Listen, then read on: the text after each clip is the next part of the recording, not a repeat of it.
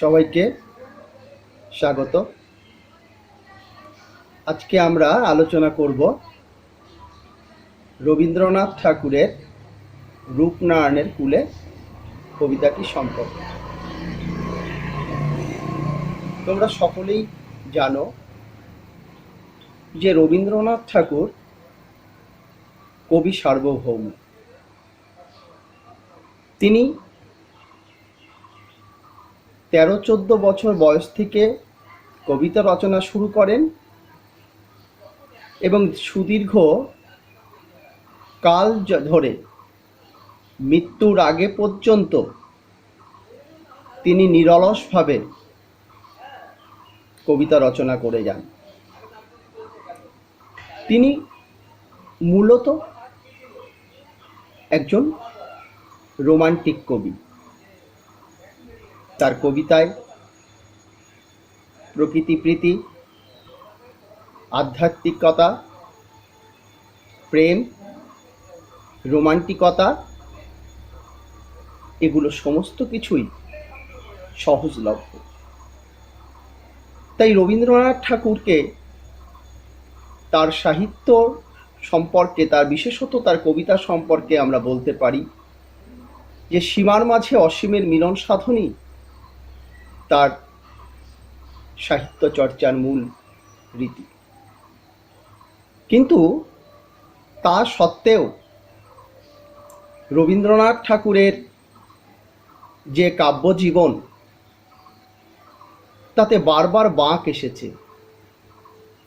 আর সবথেকে গুরুত্বপূর্ণ বিষয় হচ্ছে তার যে জীবনের শেষ পর্বে, যাকে আমরা বলি অন্তিম পর্ব বা গোধূলি পর্ব, এই পর্বের কবিতাগুলো চিন্তা চেতনার দিক থেকে একটু ভিন্ন জাতীয়। কেননা এই পর্বের কবিতাগুলো যদি আমরা একটু ভালো করে বিশ্লেষণ করি তাহলে আমরা বুঝতে পারব যে এই জায়গায় এসে রবীন্দ্রনাথের মধ্যেকার যে রোমান্টিকতা অপেক্ষাকৃত কিছুটা কমে গেছে। এই পর্বের কবিতাগুলোর মধ্যে তিনি বিশ্ব মানবের প্রতি, বিশেষত শ্রমজীবী মানুষের প্রতি তার ভালোবাসা, তার বিশ্বাস, এগুলো যেমন অত্যন্ত স্পষ্টভাবে প্রকাশ পেয়েছে, তেমনি জীবনবোধ, দার্শনিকতা, মৃত্যু চেতনা এগুলোও যেন একটু প্রকটভাবে দেখা দিয়েছে এই পর্বের কবিতাগুলোর মধ্যে। আমাদের আলোচ্য রূপনারায়ণের কূলে কবিতাও রবীন্দ্রনাথের গোধূলি পর্বের শুধু নয়, এবং শেষ কাব্যগ্রন্থ, শেষ লেখা, সেই শেষ লেখার 11 সংখ্যক কবিতা, যেটি কবি শান্তিনিকেতনের উদয়ন ভবনে যখন লিখেছিলেন, যদিও তিনি নিজে হাতে লেখেননি, তিনি রোগশয্যায় শায়িত সেই অবস্থাতেই তিনি এই কবিতাটি রচনা করেছিলেন। এবার আমরা দেখব যে কবিতার মধ্যে কবি আসলে কি বোঝাতে চাইছে। কবিতার শুরুতেই কি আছে? রূপনারায়ণের কূলে জেগে উঠিলাম, জানিলাম এ জগৎ স্বপ্ন নয়। রূপনারায়ণের কূলে, রূপনারায়ণ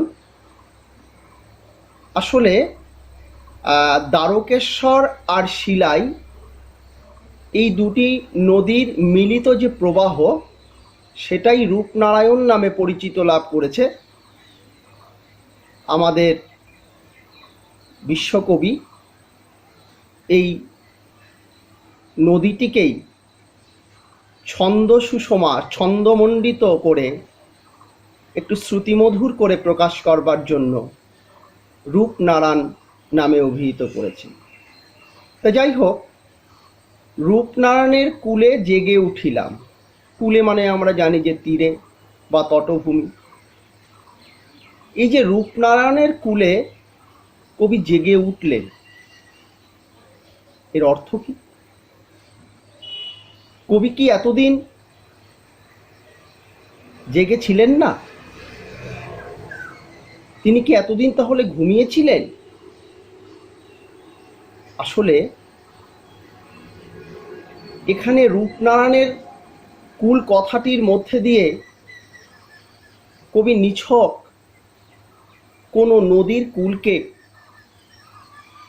নদীমাতৃক বাংলাদেশের কবি অবশ্যই তিনি, কিন্তু কোনো নদীর কুলকে হয়তো বোঝাতে চাননি, বরং এই রূপনারায়ণ শব্দটির মধ্যে দিয়ে এই রূপময় বিশ্ব প্রকৃতি, তার শাশ্বত যে প্রবাহ, নদী যেমন প্রবাহিত হয়, অনন্তকাল ধরে প্রবাহিত হয়, থেমে থাকে না, এই আমাদের বিশ্ব প্রকৃতি, এই বিশ্ব প্রকৃতিও শাশ্বত কাল ধরে, অনন্তকাল ধরে প্রবাহিত হয়ে যায়।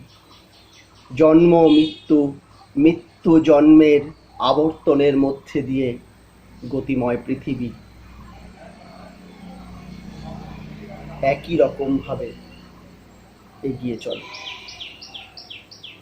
এই রূপময় বিশ্ব প্রকৃতির শাশ্বত প্রবাহকেই যেন কবি বাণীরূপ দিলেন, আর কবি এই রূপময় পৃথিবীতে জেগে উঠলেন।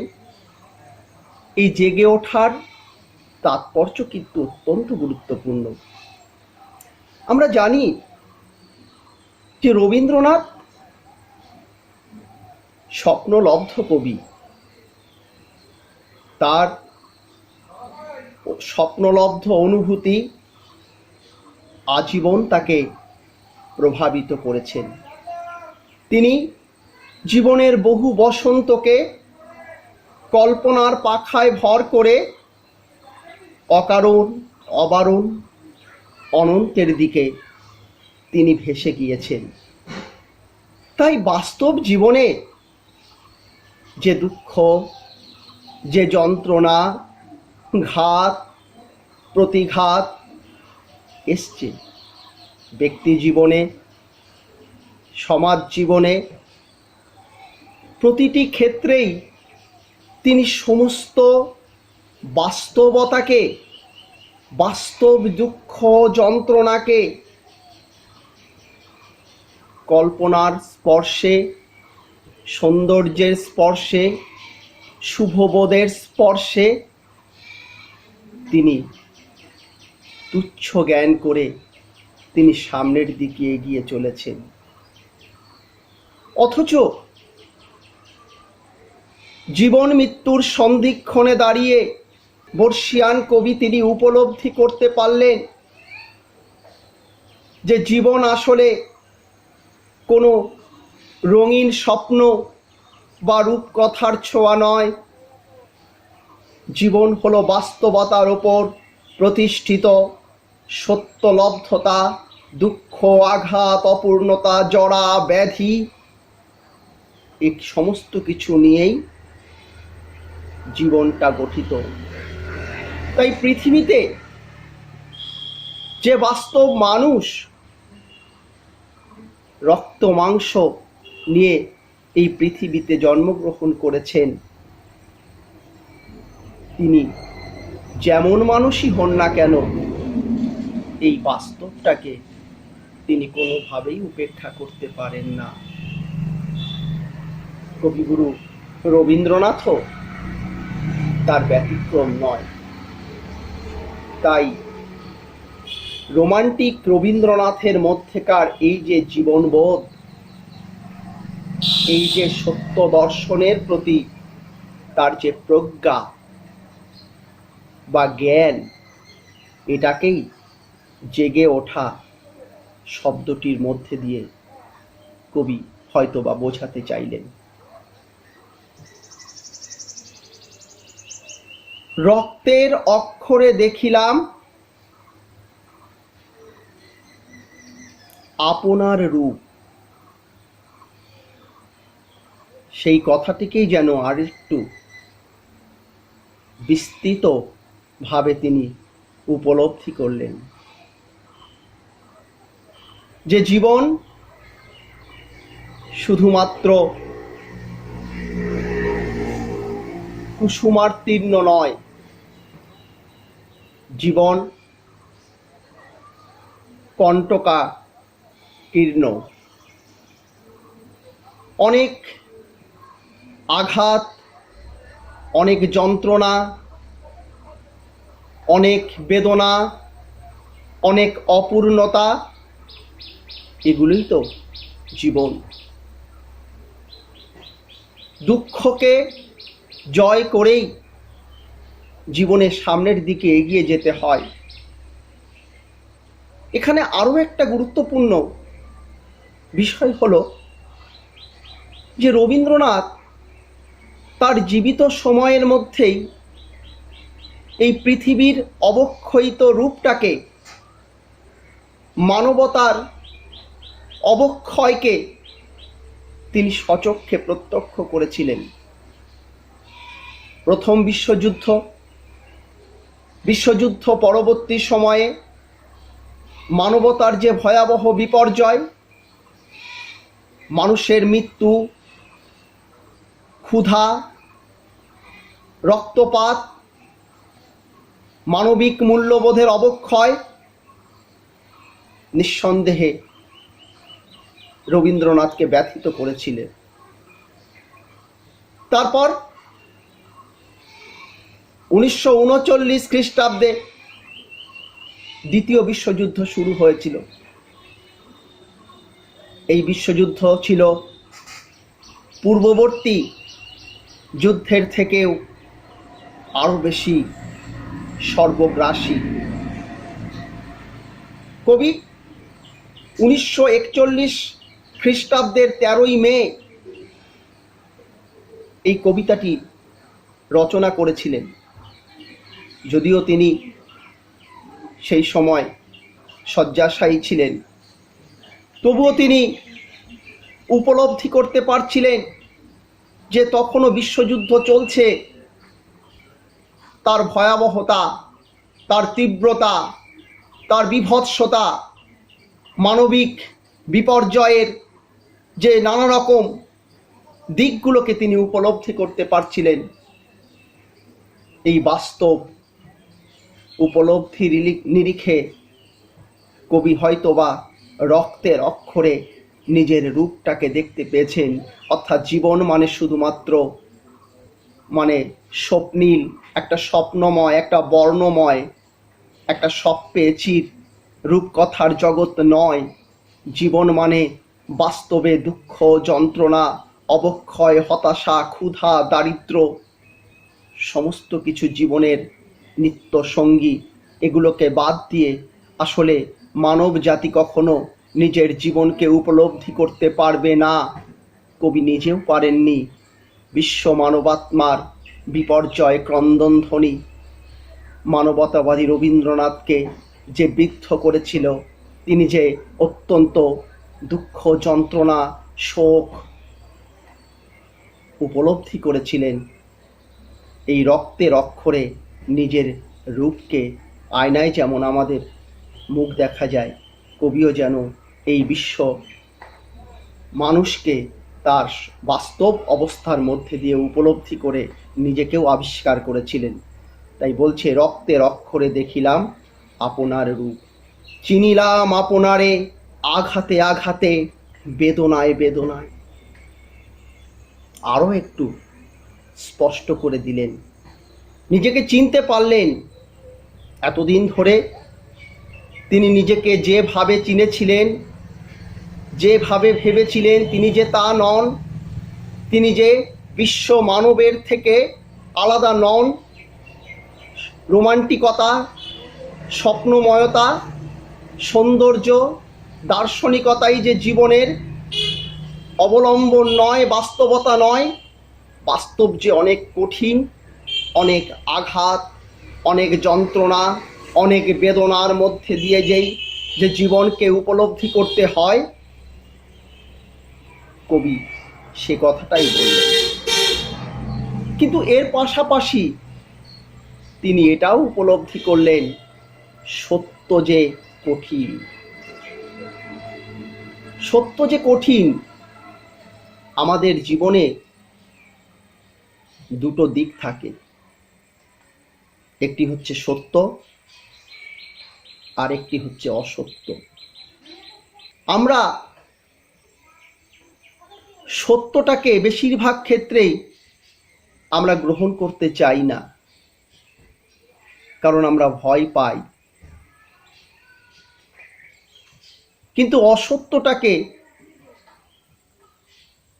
আমরা জানি যে সেটা ঠিক নয়, তবু অসত্যটাকে যেন আমরা আঁকড়ে ধরে আমরা নিজেদেরকে সুখী করতে চাই, আমরা জীবনটাকে অতিবাহিত করতে চাই। অথচ বর্ষিয়ান কবি এটা উপলব্ধি করেছেন যে সত্য কঠিন হলেও সত্যকে অস্বীকার করা যায় না। সত্যকে অস্বীকার করলে সত্য কখনো মিথ্যা হয়ে যায় না।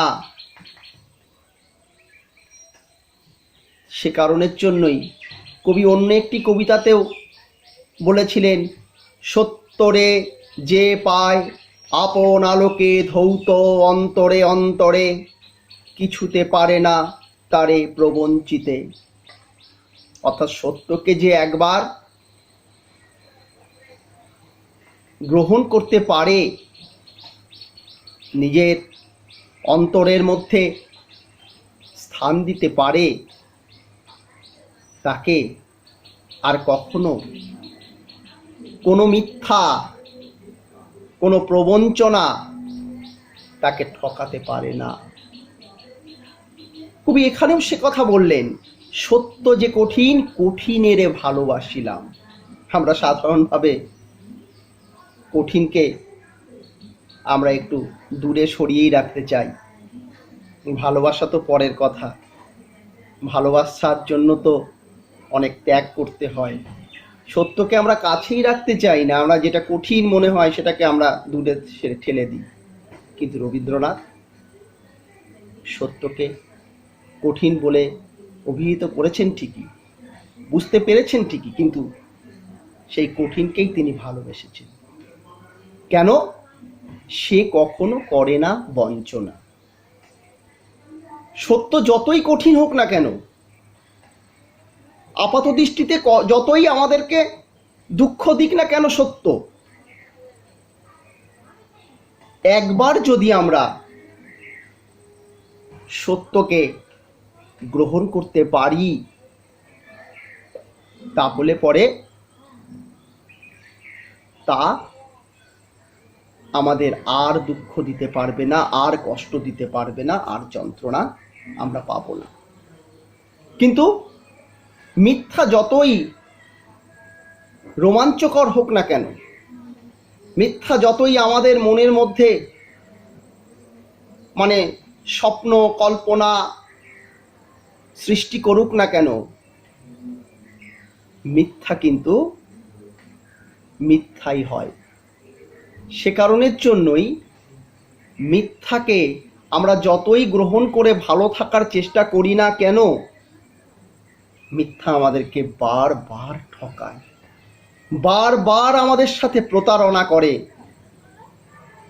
তাই মিথ্যা আমাদের প্রকৃত সুখ দিতে পারে না, প্রকৃত আনন্দ দিতে পারে না, বরং আমাদের সঙ্গে বারবার প্রতারণা করে। আমরা প্রতারিত হই মিথ্যার কাছে।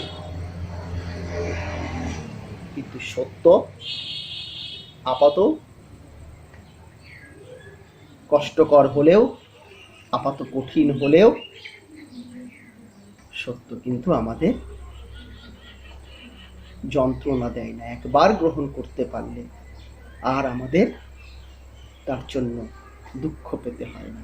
যা পাবো একবারেই পাবো, আর দুঃখ পেতে হবে না। কিন্তু আমরা সত্যকে গ্রহণ করি না, মিথ্যাকে গ্রহণ করে আমরা সুখ অন্বেষণ করি, খুঁজতে চাই, আর বারবার ওই মিথ্যার মোহে বারবার বারবার দুঃখ পাই আমরা জীবনে। আমৃত্যু দুঃখের তপস্যায় জীবন। আমরা চাই বা না চাই, দুঃখ ছাড়া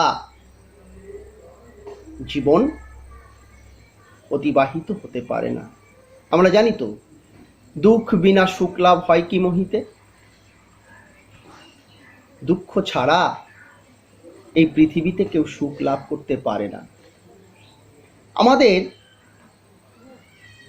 ভারতীয় যে দর্শন শাস্ত্র, সেখানেও একটা খুব সুন্দর একটা কথা বলা আছে, যৎ অনিত্যম তৎ দুঃখম। অর্থাৎ যা ক্ষণস্থায়ী তাই দুঃখময়। যা ক্ষণস্থায়ী তাই দুঃখময়। আমরা জীবনে যদি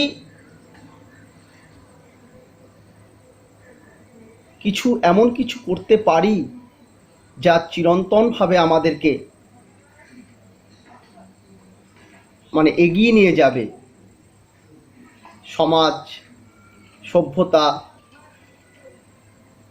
চিরন্তনভাবে আমাদেরকে মনে রাখবে, তাহলে পরে তার মধ্যে দিয়েই আমরা অমরত্ব লাভ করতে পারি, সুখ অন্বেষণ করতে পারি। কিন্তু আমরা স্বার্থমগ্ন সংকীর্ণ জীবনের মধ্যে দিয়ে যে সুখ অন্বেষণ করতে চাই, সেই সুখই হচ্ছে আমাদের দুঃখ দেয়, আমাদের অপূর্ণতা বোধের জন্ম দেয়। তাই আমাদের মৃত্যু পর্যন্ত প্রতিনিয়ত আমাদেরকে দুঃখ অতিক্রম করেই, দুঃখকে জয় করেই আমাদের সামনের দিকে এগিয়ে যেতে হয়। সত্যের দারুণ মূল্য লাভ করিবারে মৃত্যুতে সকল দেনা শোধ করে দিতে। যতদিন পর্যন্ত আমরা বেঁচে আছি, ততদিন পর্যন্ত আমাদের সত্যকে অবলম্বন করেই বেঁচে থাকতে হবে। সত্যের দারুণ মূল্য লাভ করার জন্য বিশ্ব সংসারের সমস্ত ঋণ পরিশোধ করার জন্য আমাদের মৃত্যু অবধি কঠিন কঠোর সংগ্রাম, এই সংগ্রামের মধ্যে দিয়ে অবতীর্ণ হয়েই আমাদের সত্যানুসন্ধান করতে হবে। যতদিন পর্যন্ত আমরা বেঁচে থাকব, মৃত্যুর পরেই আমাদের কিন্তু আর কিছু থাকবে না। অন্যভাবে আমার ব্যক্তিগতভাবে মনে হয়, এখানে এই যে মৃত্যুতে সকল দেনা শোধ করে দিতে, এখানে আরও একটা হয়তো দার্শনিক তাৎপর্য এখানে রয়েছে, যে আমরা প্রত্যেকটা মানুষই এই পৃথিবীতে যখন এসছি, আমাদের কাছে কিছুই ছিল না। এমনকি আমাদের পোশাকটা পর্যন্ত আমাদের ছিল না। আমরা যা কিছু পেয়েছি,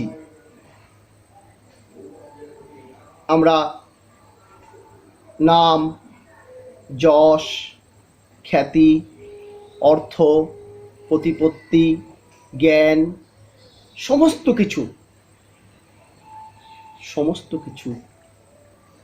এই বিশ্ব প্রকৃতির কাছ থেকে আমরা লাভ করেছি। এই সমস্ত কিছুই যেন আমাদের ঋণ বিশ্ব প্রকৃতির কাছে, প্রত্যেকটা মানুষের ঋণ। আমরা যদি কারোর থেকে ঋণ নিই, ধার করি, সেই ধার তো শোধ দিতে হবে নাকি?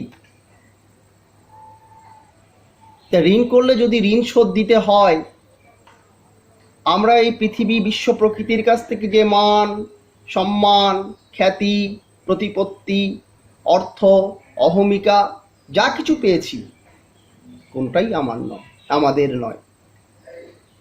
তাই আমরা কিছুই নিয়ে যেতে পারি না।